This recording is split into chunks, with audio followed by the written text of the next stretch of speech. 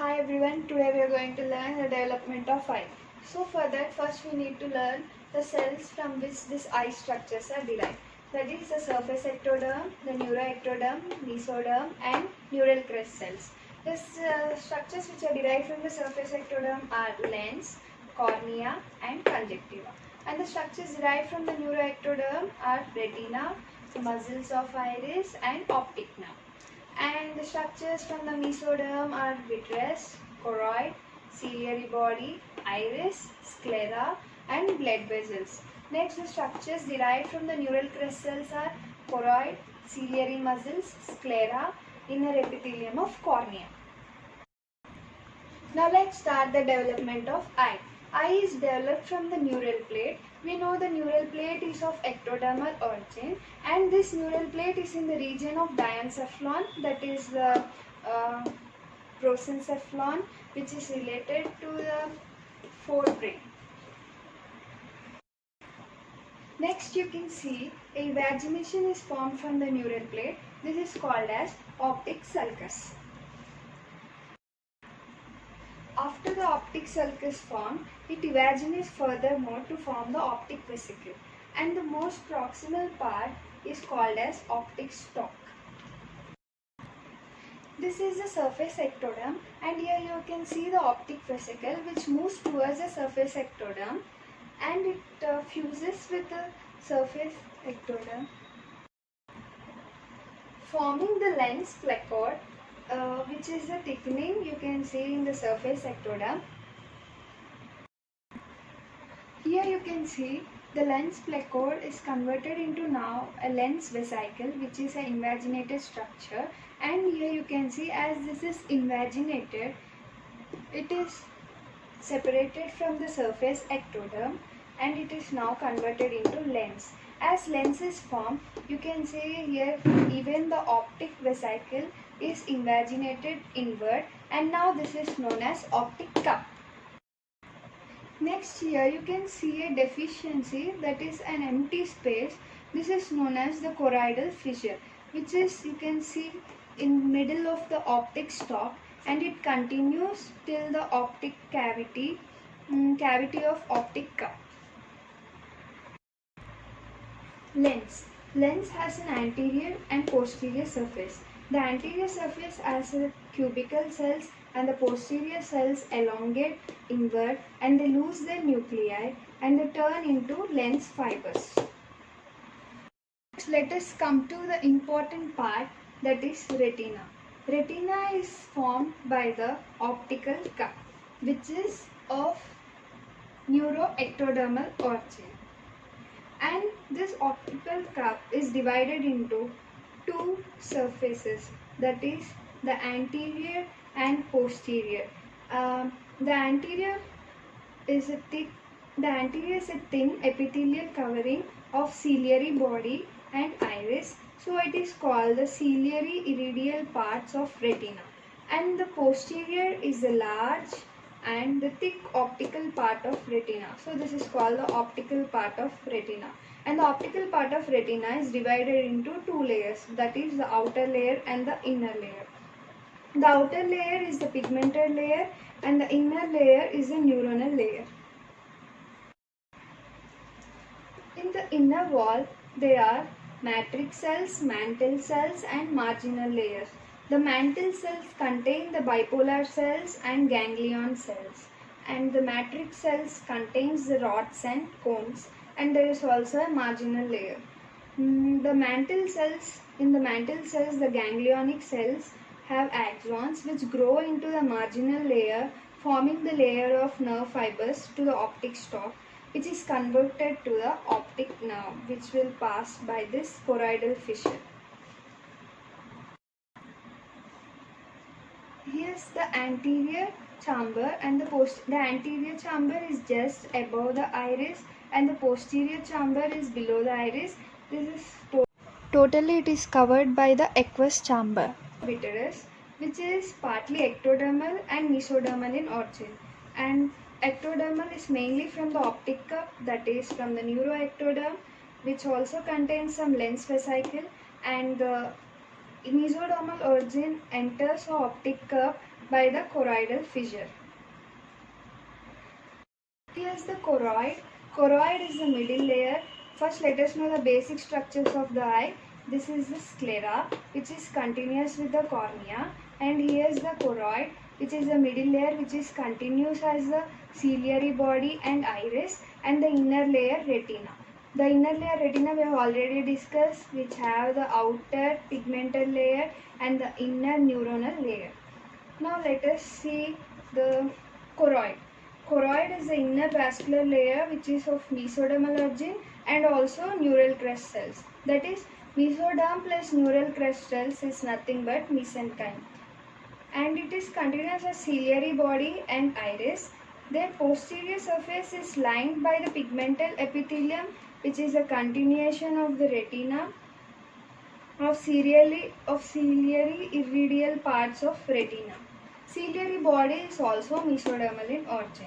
But remember, the ciliary body muscles that are the choroid, that are the papilla, sphincter and dilated pupillae, those are the muscles of iris. Sphincter and dilated pupillae muscles of iris are only ectodermal in origin. But the iris, ciliary body, choroid, all are mesodermal, or you can say mesenchymal origin, because they are also made up of neural crest cells.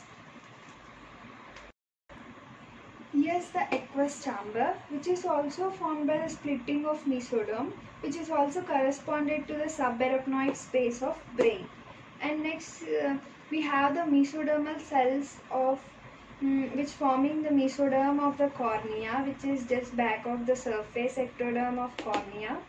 And we have a hyaloid artery, which is a blood vessel of fetal life, which is now a central retinal artery and vein, which is continuation of the hyaloid artery. Later this converts into a canal, which remains in the adults.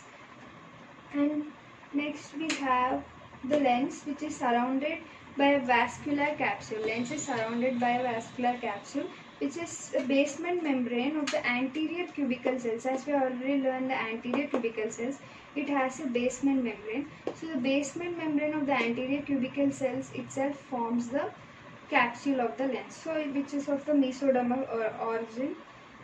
And next we have the pupil, which is closed by the iridopupillary membrane, which disappear before the birth.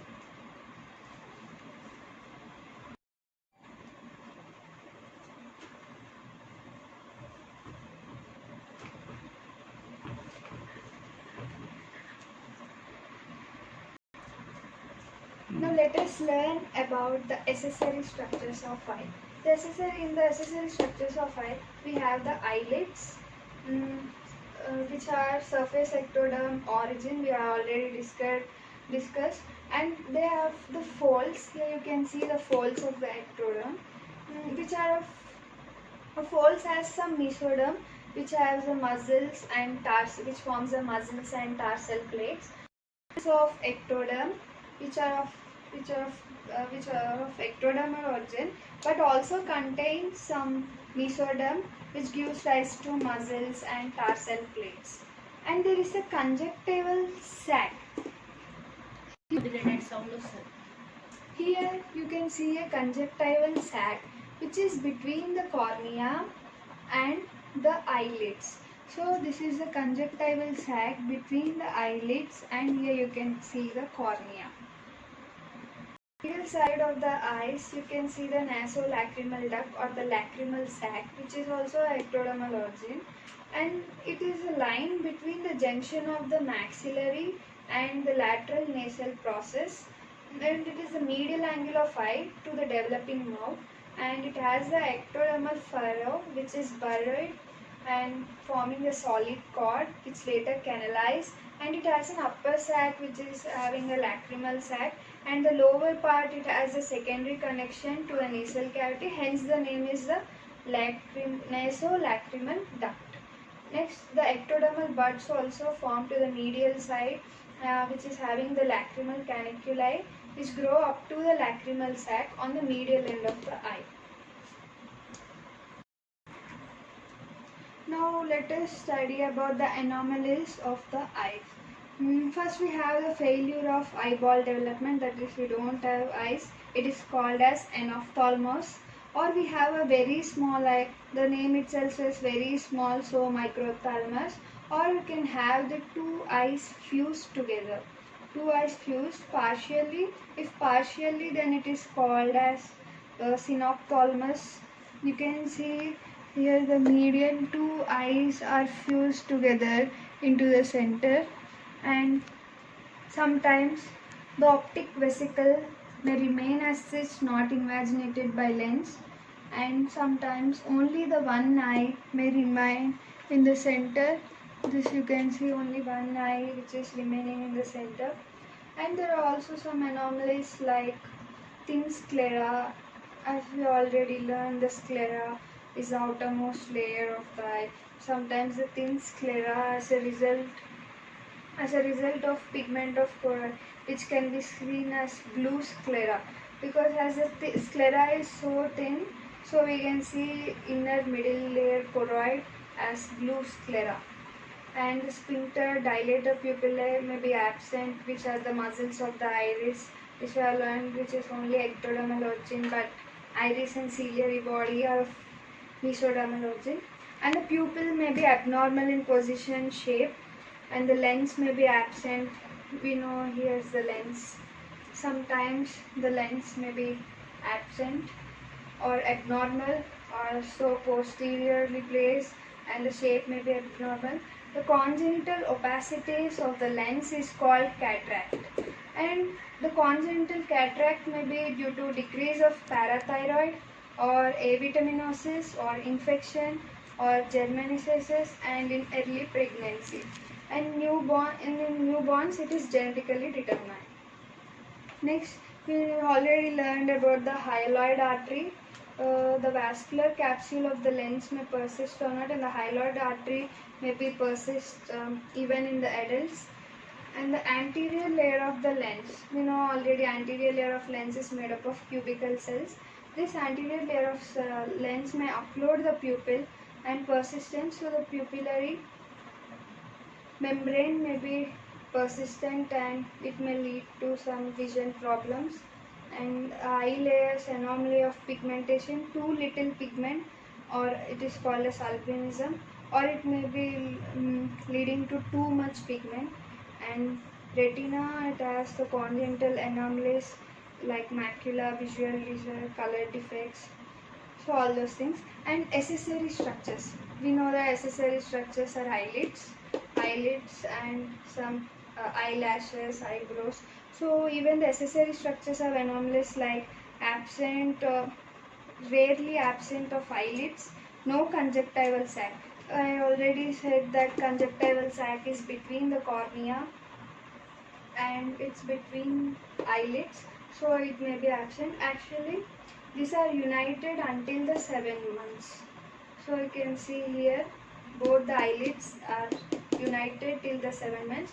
So after the 7 months only the baby can see everything because the eyelids can open.